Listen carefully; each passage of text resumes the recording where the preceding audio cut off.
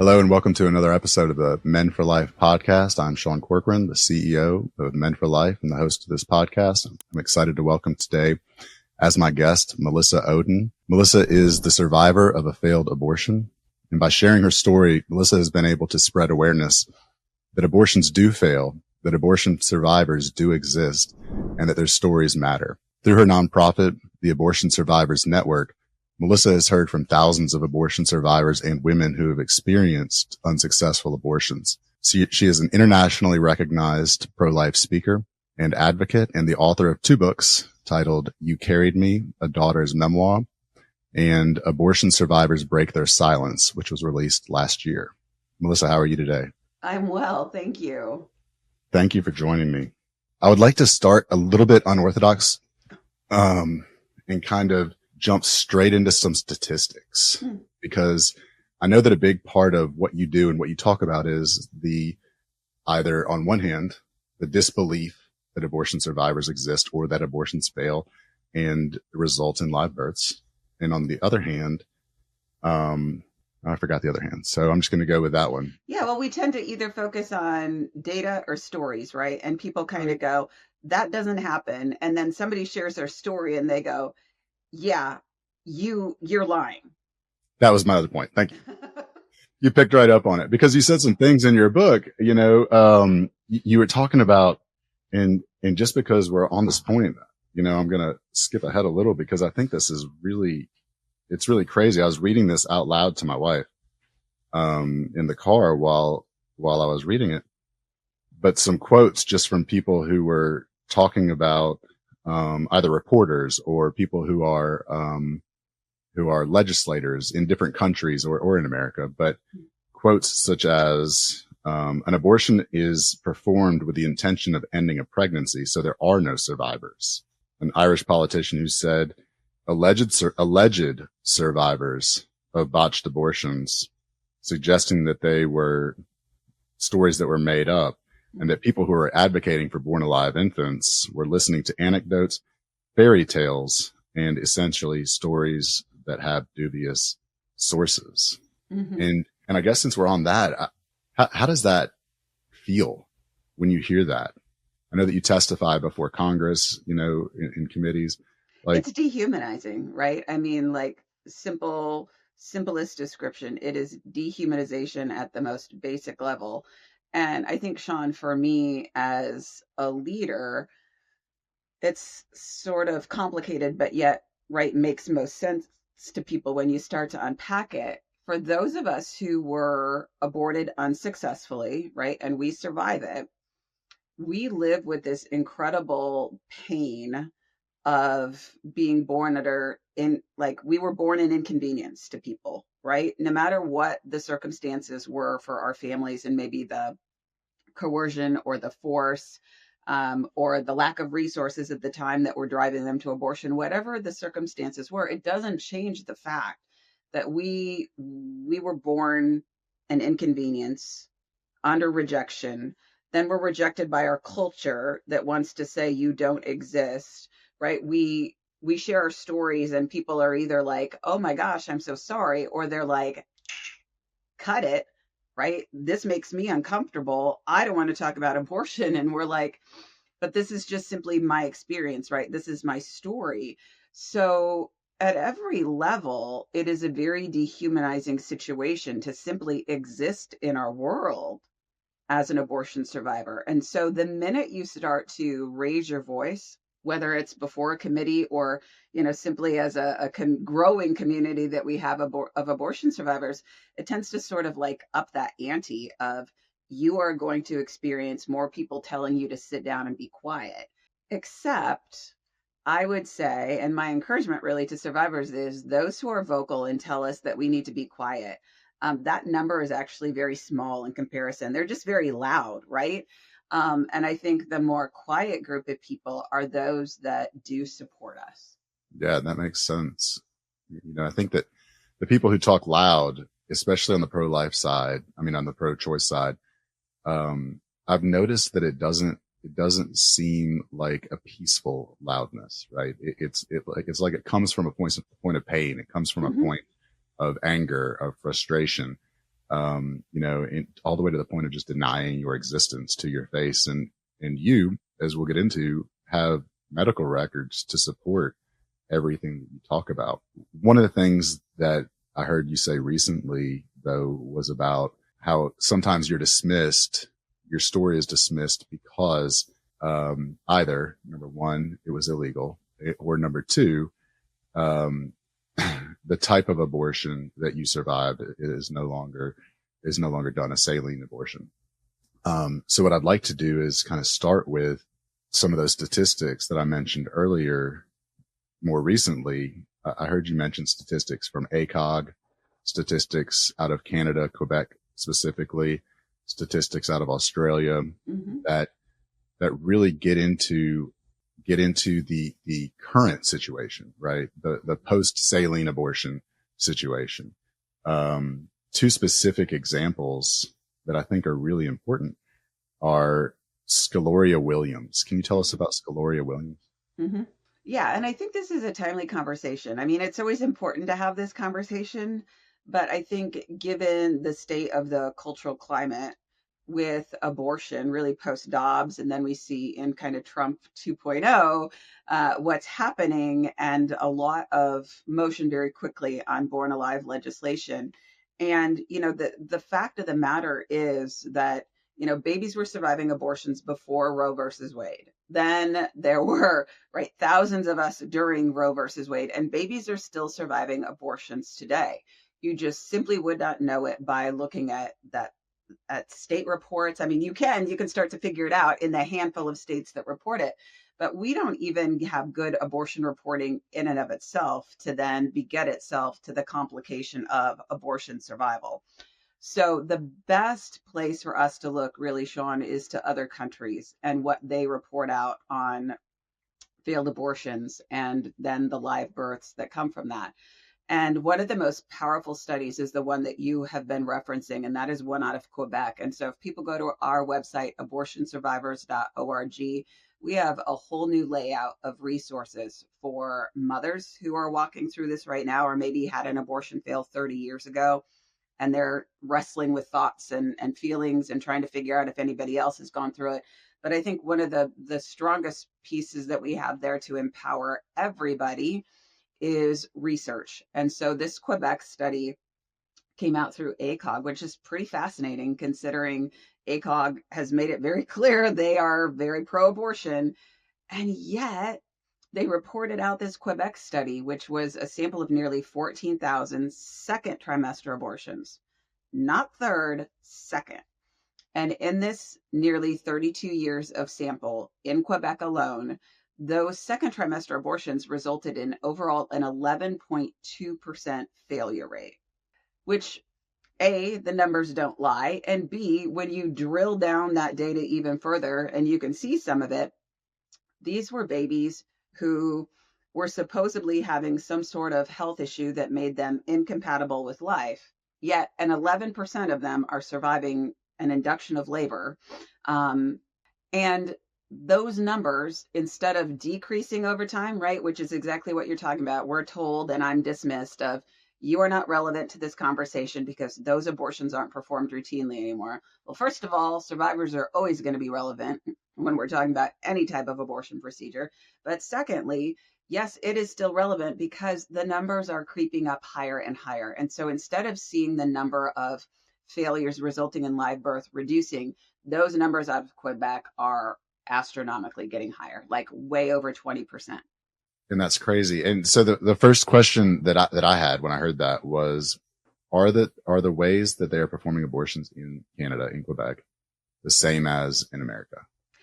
Yeah, actually they are. So the type of procedure are the same. Now, what's really, I hate to say this, it's gross about that research study, is that really the impetus for that study was to compare and contrast what does the number of live births look like using feticide to stop the beating heart of the baby versus what's the survival rate when we don't do that.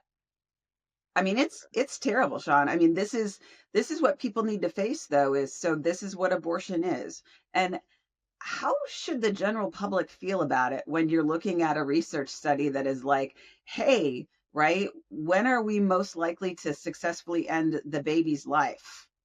At what Right. stage? And right, where should we be injecting that feticide to stop their heart? Almost as though the purpose of the study was to completely dismiss live births. And in doing this study, what they found was that it was way more prevalent than, I mean, 11% is huge. Right. When And you what think they're about the number saying of right through that abortions. study, and this is why it's important to ACOG. Like, it doesn't take us long to go, hey, I know why they care. They care because they want to look at that study and find out, oh, we should be delivering feticide every single time. Because we don't want to deal with what you refer to in your book as the dreaded complication. Mm-hmm. It's hard to fathom if we think of the million abortions in America every year, if anywhere close to that percentage is resulting in live births, then it's not something that should be dismissed.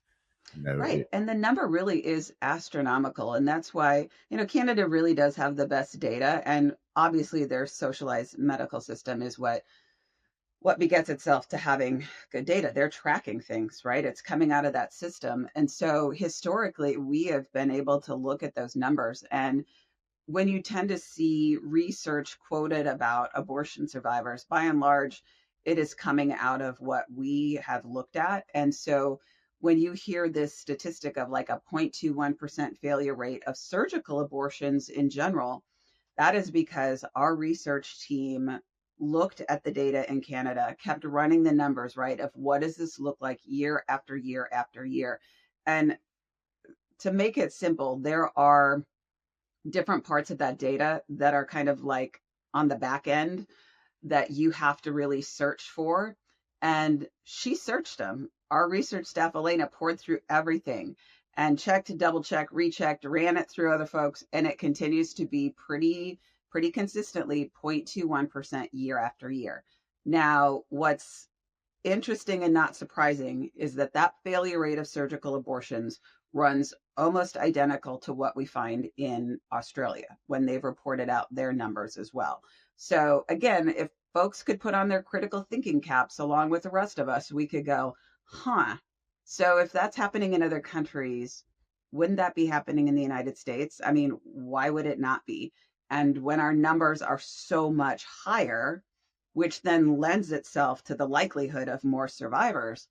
And so when you correlate that to the United States, that 0.21% failure rate of surgical abortions looks like 1,734 surgical abortion survivors in 1 year, 1 year alone.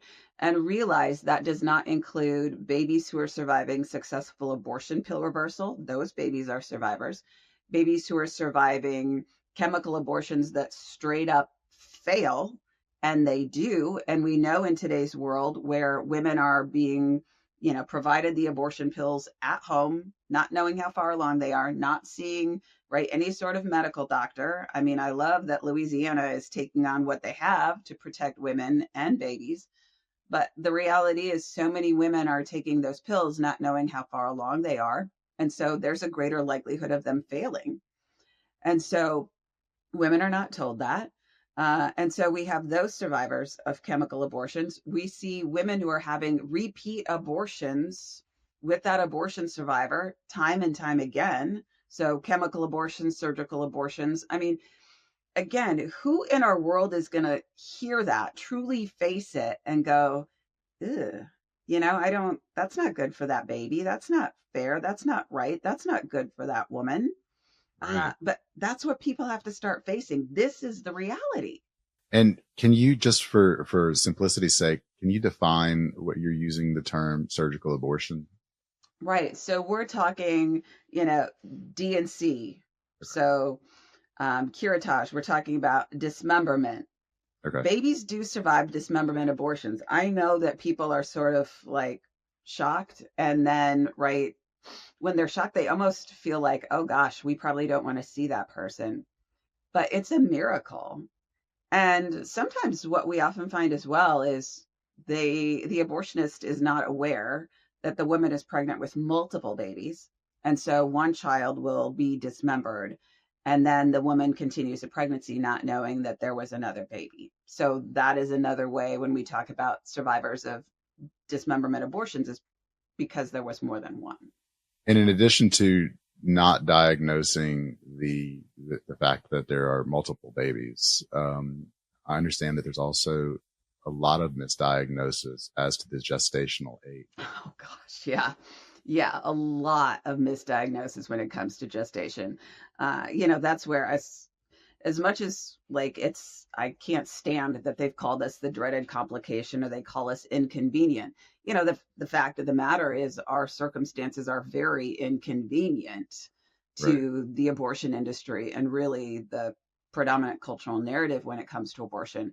My medical records reflect that the abortionist thought my birth mother was about 18 to 20 weeks pregnant with me back in the 1970s, when I was ultimately born alive after being poisoned and scalded for 5 days and rushed off to the NICU because a nurse was unwilling to leave me to die.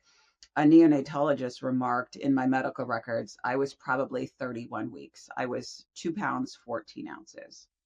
And in a society where we're rushing to abort because abortion is a right, abortion's about women's empowerment and all of that, and we're just rushing to do it, why would they take the time to do the correct diagnosis as to gestational age? I mean, the point of it is an abortion. Right. And if they can't do an abortion at 30 weeks, but they can say that your gestational age is 20 weeks, then they can do the abortion. And so a lot of the argument that I've had is that late term abortions don't exist. But even if we take out the idea of a late term abortion, meaning somebody walks into an abortion clinic at 30 weeks, and we think about the misdiagnosis in gestational age, which I think can happen inside, outside abortion, it doesn't matter. Like if you're not sure when you got pregnant and you're making assumptions, and from all accounts, it appears that way, then, there can always be a misdiagnosis as to gestational age. Absolutely. Yeah, that's a huge talking point that I have when people say late term abortions don't happen. And I'm like, well, first of all, they do. Read the research. And secondly, yes, the very point you're talking about, Sean, is a huge part of it is women may not be intending to go in and have a late term abortion. They're thinking maybe they're somewhere right in maybe the second trimester, but they don't know how far along they are. And so these are the things that come out in committees or in floor hearings when the Senate, for instance, blocked the Senate Democrats blocked the Born Alive Abortion Survivors Protection Act, and in all these arguments. So I saw that when it happened, and I'm very hesitant to believe anything I read in the news. So the very first thing I thought was, well, what did the Republicans put in this bill that, led to, is there $50 million going to a foreign country? Right. And we want to protect babies. Right. And so is there a reason? And so I went and read it. And after I read it, I was appalled, and I recorded a video and I put it on social media, and all I did was read the bill. Right. And, I read the bill and I said that the Senate Democrats voted to block it. I pointed out that there were no penalties on mothers. Right. And that there was no fluff in the bill. It was a 1-page bill. Yep. And for whatever reason, I don't understand algorithms, but on TikTok, it was viewed over 200,000 times and 8,000 comments. And so many of these comments were coming from people saying that's not what this bill is about. This bill is not about protecting live babies. This bill is about, attacking women's reproductive rights. Well, what they said was that this bill is about taking advantage at the most vulnerable time of a mother who intended to have her child, and the child is not viable, born without, this comment came up a lot because somebody on the Senate must have said it, but born without a heart. I mean, born without lungs, born without a brain. And they're going to force that baby to, like, you can't force a baby without a brain to live. Like that, none of it makes sense. But people are so bought into the idea that the actual purpose of the bill has no basis because abortion survivors don't exist. And it's really frustrating to have those conversations. And I know that you've had them thousands of times more than I have. Oh, yeah. Well, and I think the point that you're talking about, Sean, is something that I've seen sort of like gained momentum here this last time that Born Alive was introduced. And it doesn't take long when you start to read through some of the media reporting of this and catch the abortion lobby being interviewed, right, and making statements about it. And this isn't going to surprise you. But what I am finding is they're taking that whole concept of, right, women are only having late term abortions because they have to, because they were given a poor prenatal diagnosis. And so, therefore, it is compassionate to have that late term abortion. So they take that talking line and now, right, they're connecting it to Born Alive, saying, well, and so when that happens, that abortion was compassionate. And how dare you then be interfering with this family who is already struggling so much? They only had to have this abortion because this had to happen because the baby was not compatible with life. And so now look what you're doing to this family, right? They're Right. already going through so much and look what you're doing. And it's like, no, man, this is not how this is actually going.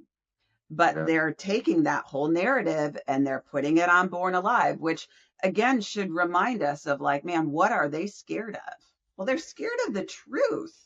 And the truth is, and you've got a dozen stories or more in your book, Mhm. abortion survivors break their silence, from abortion survivors. And I'm going to be honest with you. Every one of them, as I listened to you read them, I got teared up and I was like, this is just crazy. Whether it was, how they found out, whether it was their life story after, um, whether it was, just any part of it, it's all incredibly moving, to hear these stories. And I know that's what you're doing. That's why you're sharing stories, and that's why you're helping other people to share their stories. And so with that in mind, if you don't mind sharing your story, about, you shared a little bit already, but about how you found out.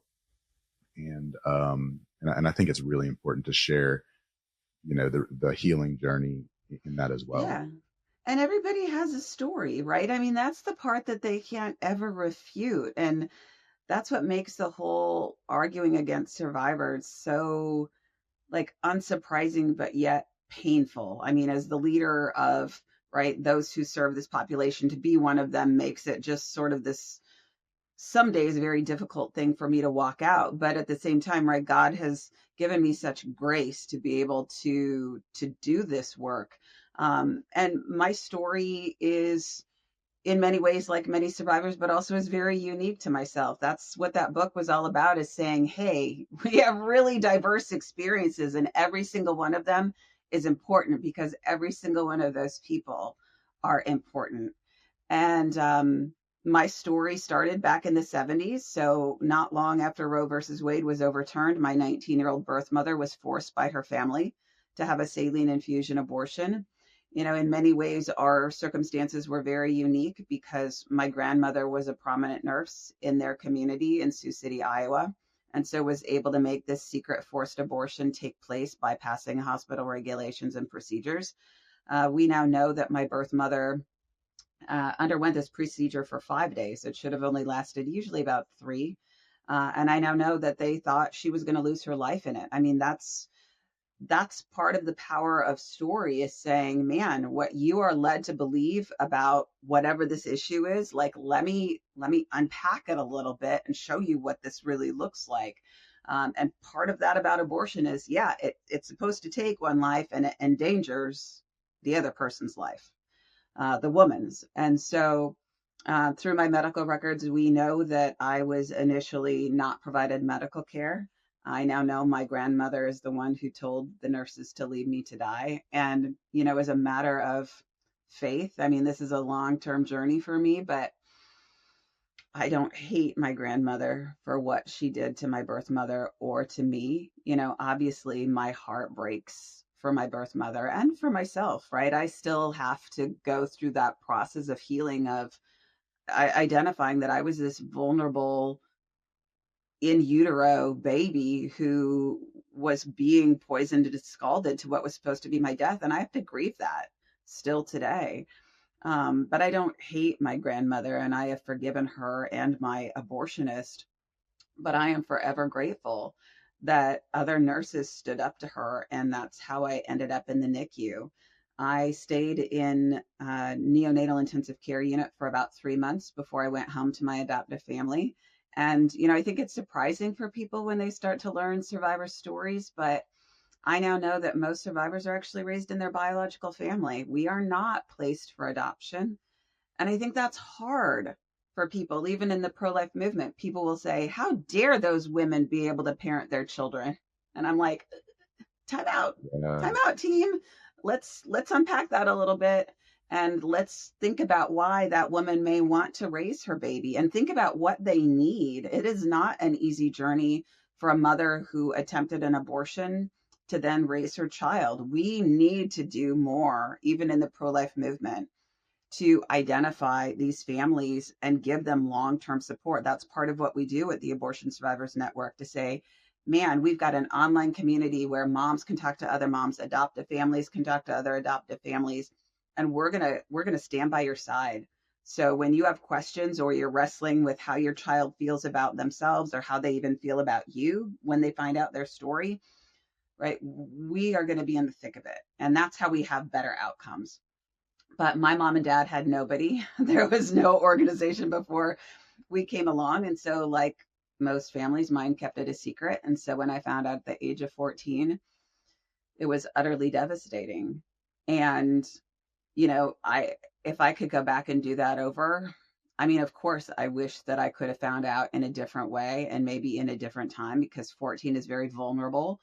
Um, but at the same time, right, God has used it all for good, because when I enter into other survivor stories with my team, we all have these similar threads of, no matter what age you are shocked. You are not prepared.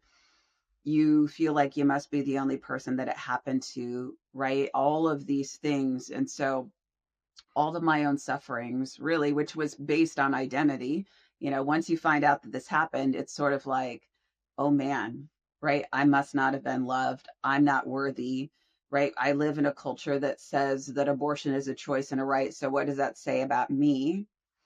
And so, right, we turn a lot of that pain inward. And so for me now, it's so redemptive that I get to come alongside even young survivors. I mean, some of my favorite things that I do is get to connect with, 10-year-olds, 12-year-olds, to say, hey, you're not the only one. This is what life can look like. All of our experiences are different, but man, you don't have to be afraid of who you are. And we can live our lives in our culture, whether you're public with your story or not. But you can live a good life. And, I think, Sean, for me, one of the most powerful things a young survivor said a couple of years ago, she said, I want to be a mommy someday, and I want to get married. And I had said, that's great, babe. I'm so excited for you. And she took a deep breath and she said, but what are they going to say when they find out what my birth mom did to me? And what she was trying to communicate, and it came out, her intention, right, was to say, they're going to find out I'm unlovable, right? That there was something so wrong with me. And so that's what I really honestly want our world to understand, is when they are breaking us down and dehumanizing us, what they're doing is reinforcing that belief that that little 12-year-old survivor has, which is, there is something so wrong with me that I have to hide it from the world. And maybe someday I will never be loved by another person, because there is so much shame to be found in this. That's incredibly difficult. I know there's a lot of people who feel that already, feel, unworthy, whether it comes from just their family of origin, or from different traumas or experiences. But to have that knowledge that your birth mom wanted you so little, that she, or valued you so little at that time, that she tried to end your life, I imagine that is incredibly traumatic. Yeah, and that the solution is not, they should never know, because there's this little piece of us that is always, whether we know our story a lot or not, is like, there's something different about me, right? There's something I can't put my finger on. And then the other solution is not, hey, they would be better off aborted. Also not the answer. So that's what our world has to wrestle with, is like the solutions you guys are throwing out to the problem of being an abortion survivor. Like, no, you all need to wrestle with that. So you're creating different solutions. Yeah. And what are those solutions? Because I think they're really important. Yeah, the solutions are, first of all, making it clear that people survive abortions and we don't have to be ashamed of it. And yes, you can share your story. We love to help people heal and be empowered to find their voice and then use it, but you don't have to. And frankly, you shouldn't have to. I mean, that's what I've said to policymakers is, man, you are essentially like calling us out and saying, prove it. Right. Most people don't have the wherewithal to be able to withstand that storm. So could you accept us for who we are and support us so that we don't have to keep like ripping out our trauma in order to somehow make a change in our world? So, I want people to know that they're not alone, and not just survivors, but moms who have walked through this as well, and entire families and adoptive families. We offer solutions through community support. So we have online communities. Our social workers also meet with mothers and families one-on-one. We help families learn how to talk about abortion in an age appropriate way, and then introduce the concept that yes, babies survive abortions, and then over time, then they can help tell their child that they survived an abortion. But then we stay with them long term. We have healing resources. We have different resources on how to share your story and stay emotionally well. And for me, the key is staying emotionally well, because we do a great job of starting to say, hey, we love your story, we want to share it, right? That's what we tend to do in the pro-life movement. But historically, people haven't done a good job of going, hey, how you doing with that? Right. So we are the, hey, how you doing with that kind of people. And I think for me, the most exciting part is that we are starting to really double down on the power of storytelling as advocacy. And we shouldn't be made to feel ashamed for being advocates, not for the preborn, not for moms, and not for survivors. And so you guys are going to see us launching a new initiative here in 2025 called My Body, My Voice. I like it. Catchy? Yeah, you like it? It was a Holy Spirit thing. And it was like, whoa, what was that? And we are psyched about it. So that's where we're going to start really sharing the stories of abortion survivors and moms impacted by abortions that didn't go the way people planned them to. But then over time, what we want to do is really open this up to anybody who has a pro-life story that doesn't fit the predominant narrative of abortion. Because when we're talking about bodies and voices and autonomy, there's a whole lot of people whose stories have not been heard. And I feel like that is one of the most powerful things we can do is show respect for those people, but amplify their stories. That's how we change our culture. I like that. And I agree. That's literally the purpose that I brought the idea of having this podcast to the Men for Life board with, is the more stories we share, the more people are comfortable, the more people have the experience that you had when you heard Gianna Jensen's story, Mm-hmm. Where not to speak for you, but having heard you say this a couple of times, where you thought you were the only one. Yeah. And just the emotional release that comes with learning you're not the only one, and when I heard you say this, I thought about how powerful that was, and that it comes with kind of a twofold, the power is kind of twofold. One is the power that the story has on someone that hears it and for however long believes that they are alone. I mean, I thought I was the only man who was upset, Mm-hmm. And grieving, about abortion. And I mean, it destroyed my life for 7 years. And I thought that because we're told, that we don't have a voice, that we don't have the right to talk, that our opinion doesn't matter. And it's so prevalent that it's not even, a belief or a disbelief thing. It's just is. And so it's just accepted by society that fathers have no voice. And so I thought my feelings were invalid. Mm-hmm. And And, I didn't have the benefit of hearing someone else talk about it. I had the benefit of being on a retreat and having the opportunity to just let everything out. And when I did, I was approached by several men. Mm-hmm. And every time I've shared my story, I've been approached by at least one man who will say, I've never told anybody this. Right. But, and it's not just men who, like me, lost their child, but wanted the child. It's men who prompted the abortion, who maybe even, pushed for the abortion, and there's still all these feelings of regret and feelings of guilt and shame and just holding it in, and men thinking that they're the only ones, just like you're talking about feeling like you're the only one. And so the second thing that comes with hearing these stories is the obligation to serve others, Mm-hmm. to give them that same opportunity, because feeling that power, that Gianna Jensen's story had over you, obviously, pushed you even further into, I want to help other people Mm-hmm. to feel this. And I think that's really important, especially, as you said, in all of the groups of people who are marginalized by the abortion industry, because we don't fit the narrative of women's empowerment. Can you tell us about Scalaria Williams? Oh yeah, the case of Secloria Williams. So this is a really important one, um, from that standpoint of A, women finding out they're not the only one who have gone through something, and then B, really just an educational standpoint of Born Alive. So, typically when people talk about Born Alive legislation, they'll say, well, President Bush enacted something in 2002. Well, what that was a simple definitions bill saying that, babies who survive abortions are human beings just like everybody else.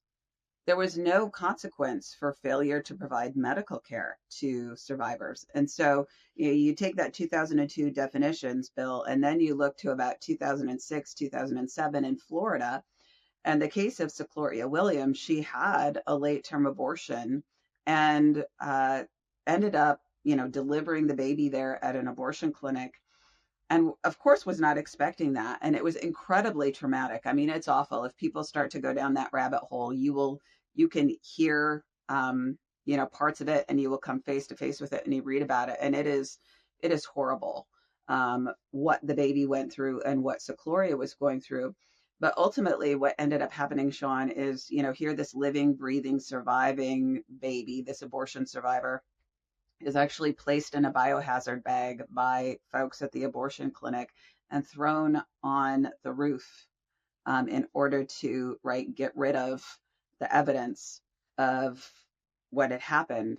And so it took, I think, if I remember right, a couple of days before the police found the baby's body. And, I hate having to share that story.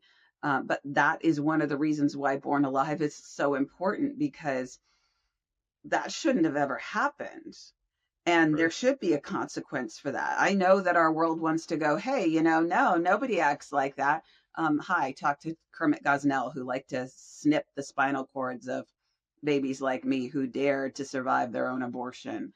It's like having to face the darkest parts of humanity, I think, which is, part of the reason why people don't want to face this, because it would be much easier to pretend like it doesn't happen. But we have to face this. We can't just pretend like it doesn't happen. And Kermit Gosnell was the next one I was going to ask you about. When was he operational? Oh man, I can't even remember the exact timetable of that case off the top of my head, but in the last 10 years or so, and you wouldn't know it because like the media wasn't showing up for those hearings. They didn't want to cover it. No. Well, it's horrible, but it's horrible and it doesn't fit their narrative. Right. And so I think that those two stories are really important for people to look at when they're saying that this doesn't happen anymore. Maybe this happened when, in 1977 when Melissa was born, but it doesn't happen anymore. We have different procedures, so it doesn't happen anymore, but it does happen, and it's happening. And, there is evidence of it happening. And I think that the work that you're doing in helping to continue to show the evidence that it's happening is continuing to have a profound effect on the abortion movement, on the pro-life movement. And so So I really appreciate that. Before we close off, I just want to ask, how can people find you? How can people support you? What can we do to help further your mission? Yeah, so even when you're looking for My Body, My Voice, we're currently working on the handles for that. The website is being built out in bones, but there will be a link to it. So the easiest way right now is to go to abortionsurvivors.org. Come face to face with survivors' stories. I love that we just updated it and we have tools where people can record their story right there. And we're doing the same thing with My Body, My Voice. Folks will be able to record their story right on that website, which is important from a storytelling aspect and to empower that person, that somebody wants to hear their story. You can also find us on social media on X, so at the Abortion Survivors Network. My handles in particular, I don't do as great at posting my own stuff as I do with ASN. The struggle is real, but at Melissa Ohden are my particular handles. Got it. Is there anything else you'd like to add? No, I mean, if there are abortion survivors who are tuning in, or moms who have been impacted by an abortion that didn't go the way they planned, or adoptive families, man, just know that it is safe to reach out to us. We have so much that we can offer, and no, there's no such thing as a dumb question. I think sometimes people think, "Oh my gosh, I shouldn't ask them X, Y, or Z." No, please do, because that's what we're here for as well. That's awesome. Thank you so much for everything you're doing, and I appreciate you coming on. I hope that we get to continue this conversation. I'm really excited about My Body, My Voice. So maybe once that comes out, we can share that on. Yeah, and we've got some men's stories who are being shared through that. So I think those would be great folks to have on as well. Absolutely. Thank you very much, Melissa. I appreciate your time.